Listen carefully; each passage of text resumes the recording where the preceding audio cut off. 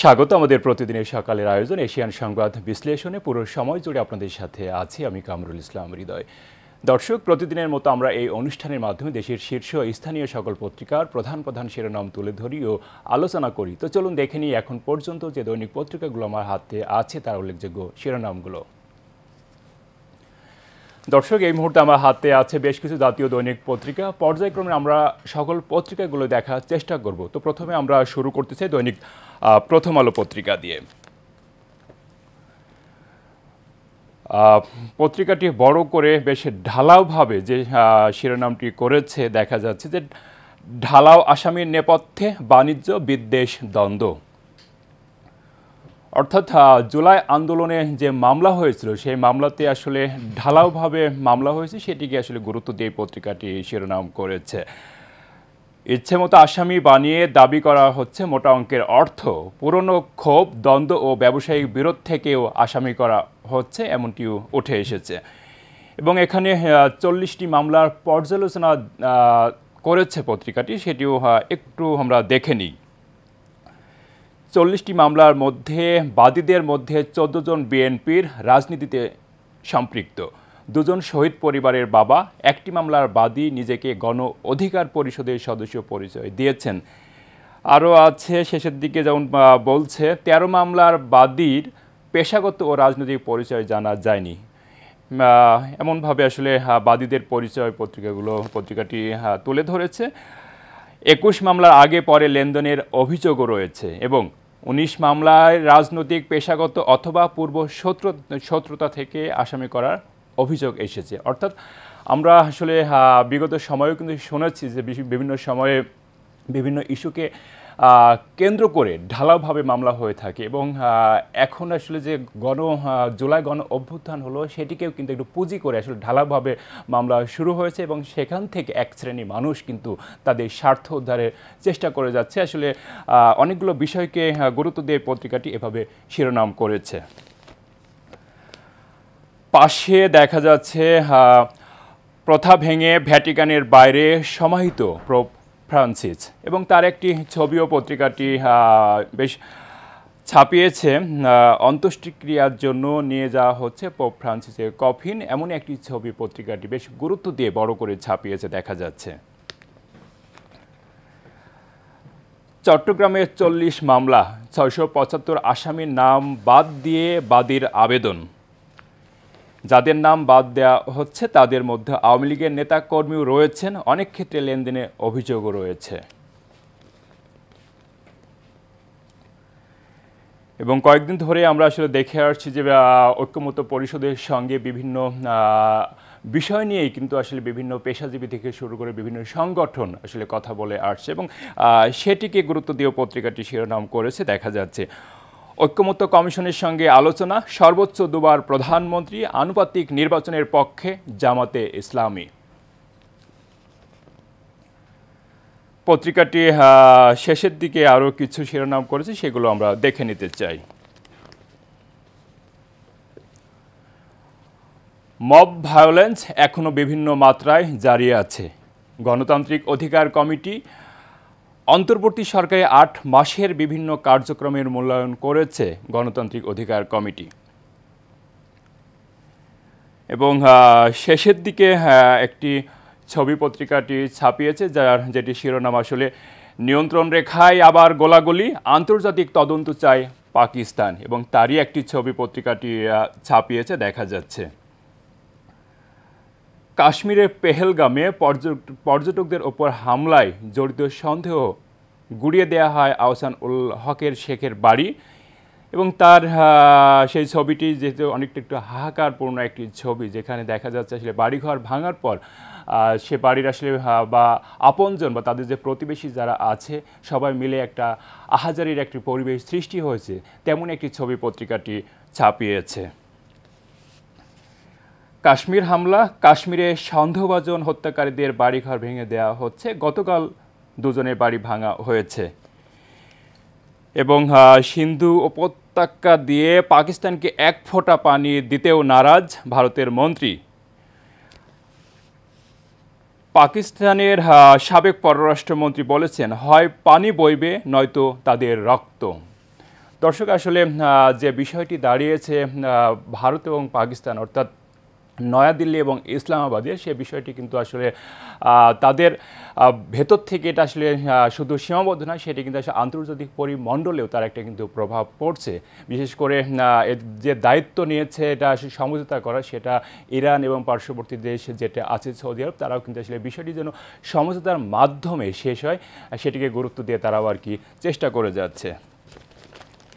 দর্শক, এই ছিল দৈনিক প্রথম আলো পত্রিকার প্রধান প্রধান শিরোনাম। আমরা চলে যাচ্ছি পরের পত্রিকা দৈনিক ইত্তেফাকে।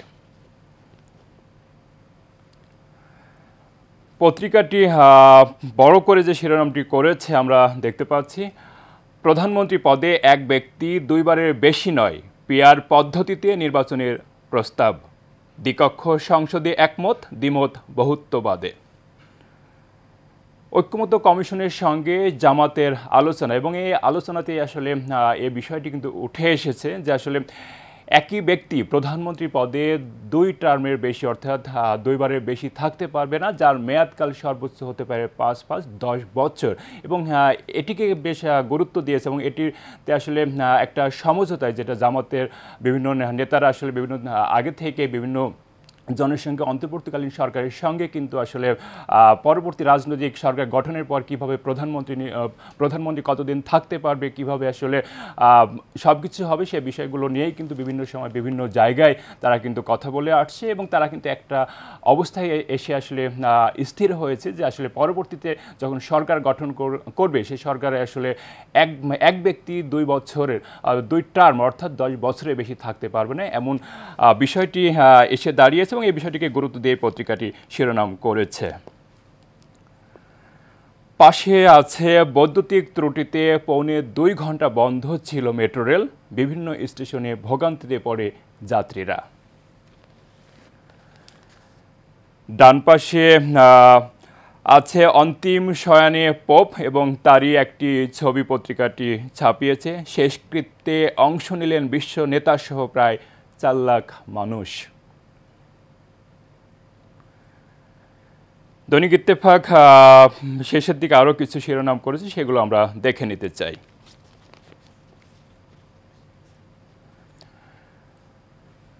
এক রশিতে মা ও ছেলে ঝুলন্ত মরদেহ উদ্ধার, পরিবারের দাবি হত্যার।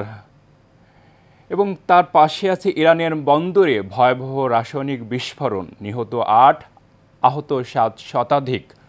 এবং একটি ছবি পত্রিকাটি তা ছাপিয়েছে, বিস্ফোরণের পর ইরানের জরুরি উদ্ধারকারী দলের সদস্যরা হতাহতদের উদ্ধারের জন্য ছুটে আসেন। এবং এমনই একটি ছবি বিবিসি ছাপিয়েছে, বিবিসি সৌজন্যে পত্রিকাটি ছাপিয়েছে, আমরা দেখতে পাচ্ছি।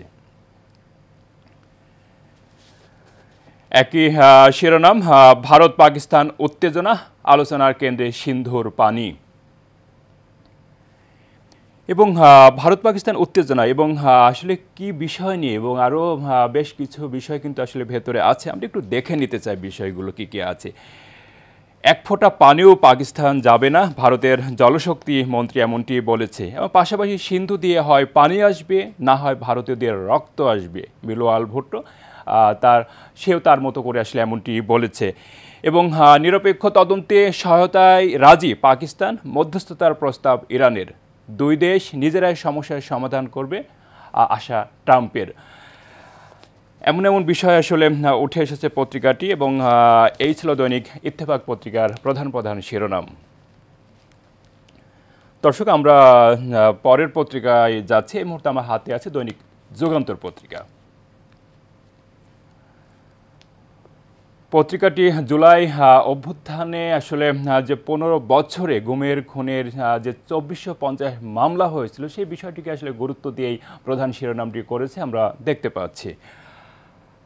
আসামি 1168 পুলিশ, আসামি তালিকার বেশিরভাগ শীর্ষ কর্মকর্তা পলাতক, আগাম তথ্য ফাঁস হয়, কর্মস্থল থেকে পালিয়ে গেছেন অনেকে, শুধু চার্জশিট দেয় আমাদের লক্ষ্য নয়, লক্ষ্য হলো কনভিকশন, এটা বলেছে আইজিপি বাহারুল আলম। পাশে আছে, বিদায় জানালেন প্রধান উপদেষ্টা সহ লাখো ভক্ত, রোমে সমাহিত পোপ। এবং তারই একটি ছবি, এবং তারই একটি ছবি পত্রিকাটি ছাপিয়েছে, যেখানে দেখা যাচ্ছে যে আমাদের অন্তর্বর্তীকালীন সরকারের যে প্রধান উপদেষ্টা আছেন উনি সহ পোপ ফ্রান্সিসের শেষকৃত্যে যোগ দিতে আমাদের প্রধান উপদেষ্টা সেখানে গেছেন এবং তারই একটি ছবিও বিভিন্ন বিশ্ব নেতাদের সঙ্গে উঠে এসেছে এবং সে তেমন একটি ছবি পত্রিকাটি ছাপিয়েছে। হয় সিন্ধুর পানি বইবে নয়তো ওদের রক্ত, এমনই বিলোয়াল ভুট্টোর হুঁশিয়ারি পত্রিকায় শিরোনাম হিসাবে প্রাধান্য পেয়েছে। কাশ্মীর সীমান্তে আবার গোলাগুলি, পাকিস্তানের ভারতের ওয়াটার সার্জিক্যাল অ্যাটাক, হামলা নিয়ে নিরপেক্ষ এবং স্বচ্ছ তদন্তে সম্মত পাকিস্তান। শেষের দিকে আরও আছে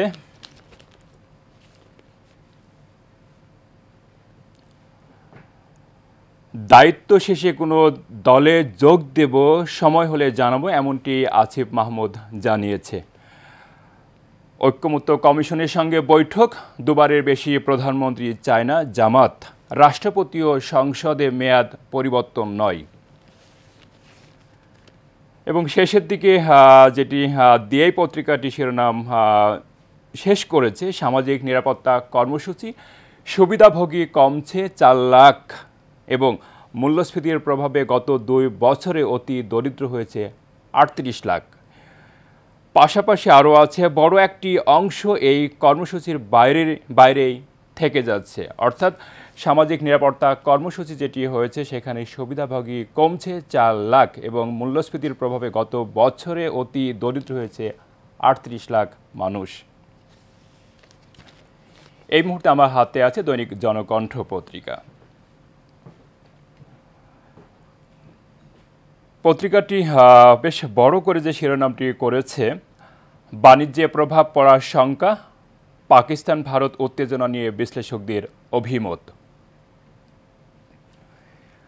সেখানে আরও দেখা যাচ্ছে বাংলাদেশকে আসলে বাণিজ্যে প্রভাব পড়ার যে শঙ্কা আছে, সেখানে আসলে এই ঘটনার প্রেক্ষাপটে বাংলাদেশ কী ধরনের কৌশল অবলম্বন করবে সেটিও আসলে বলেছে। বাংলাদেশকে কৌশলী হতে হবে, পরিস্থিতির ওপর নজর রাখা জরুরি। নতুন শিক্ষা ব্যবস্থার ভিত্তি স্থাপন করতে চান শিক্ষা উপদেষ্টা। এবং অন্তিম শয়নে পোপ ফ্রান্সিস, অন্ত্যেষ্টিক্রিয়ায় যোগ দিয়েছেন ডক্টর ইউনূস। আরও আছে বাংলা সহ 20 ভাষায় হজের খুতবার অনুবাদ হবে। দর্শক, যেমনটি আমরা দেখছিলাম যে আসলে বাংলা সহ 20 ভাষায় হজের খুতবার অনুবাদ হবে, এটি আসলে আমাদের মুসলিম বা আসলে এটা যারা বাঙালি আছে, আসলে আমরা যেখানে বাঙালি আছি, বাঙালির জন্য এটি কিন্তু অবশ্যই একটি সুখবর, যেটা সামনে যে হজ পালন করার জন্য আসলে দেশ থেকে বিদেশ থেকে বিভিন্ন জায়গা থেকে মানুষ আসলে সৌদি আরবে যাবে, মক্কা মদিনায় যাবে, সেখানে কিন্তু যে খুতবাটা হয় সেটি কিন্তু 20টি ভাষার পাশাপাশি কিন্তু বাংলা ভাষাও প্রাধান্য পেয়েছে এবং বাংলা ভাষায় কিন্তু আসলে বাঙালি মানুষ তারা মনের মাধুরী মিশিয়ে কিন্তু আসলে এই খুতবা শুনতে পারবে, তো যেটি সত্যি বাঙালিদের জন্য অনেক সুখবর।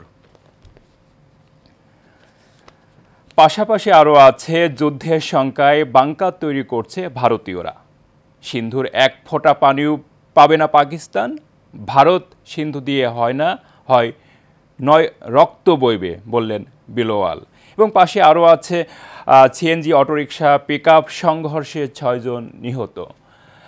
দর্শক, এই বিষয়টি নিয়ে একটু আসলে আলোচনা করতেই হয়, তাহলে আসলে বেশ কিছুদিন আসলে আমরা দেখছি যে আসলে ঢাকা শহর থেকে বিভিন্ন নগর মহানগর বিভিন্ন জায়গায় কিন্তু আসলে যে অটোরিকশার যে আসলে দৌরাত্ম্যতা সেটি কিন্তু আসলে বেড়েই চলেছে এবং এই অটোরিকশার দৌরাত্ম্যতার ফলে কিন্তু প্রতিদিনই অঝোর প্রাণ কিন্তু ঝরে যাচ্ছে, যেটি আসলে আইন শৃঙ্খলা বাহিনী থেকে শুরু করে এবং যে বিভিন্ন হসপিটালে আসলে আহত হওয়ার পর যখন যাচ্ছে, সব কিছু মিলিয়ে যে ডাটাটা বা তথ্যপত্র থেকে যেটা আসলে আমরা জানতে পারছি, সেটি কিন্তু আসলে এই অটোরিকশা থেকে প্রতিদিনই আসলে মানে অকাল মৃত্যু হচ্ছে, মানে এভাবে যেভাবে মানুষ মারা যাচ্ছে, কিন্তু সেটি আসলে এটা বন্ধ করা উচিত এবং এটির সঙ্গে যারা সংশ্লিষ্ট আছে সবাইকে বিষয়টিকেও গুরুত্ব দিয়ে অনুধাবন করা উচিত, তাহলে হয়তো আসলে সাধারণ মানুষ থেকে শুরু করে পথচারী থেকে শুরু করে আসলে মানুষের কিন্তু প্রাণহানি অনেকটাই কমবে বলে আমরা আশা করি। শেষের দিকে আরও আছে,